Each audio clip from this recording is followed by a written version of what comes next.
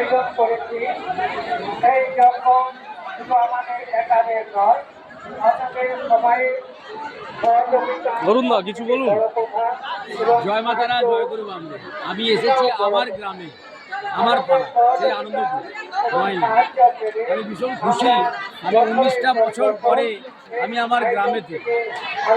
কেমন লাগছে এই যে আজকে মায়ের প্রসাদে? কেমন লাগছে বলার দরকার নেই।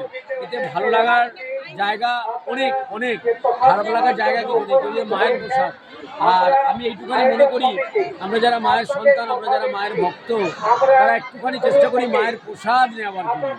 তাই এত হাজার হাজার মানুষ, এরা শুধুমাত্র একার জন্য নয়, এরা সবাই এখানে যতজন আছেন, যারা কর্মীবৃন্দ যারা আছেন, মারা যারা সেবায়ক আছেন, যারা মায়ের সেবা করছেন, তাদেরকে আর কি বলা যেতে পারে, সবই মায়ের সন্তান আর মাকে ভালোবাসেন বলেই একসাথে মায়ের এই কাজকর্মেতে আমরা ভীষণ ভালো থাকবেন, সুস্থ থাকবেন।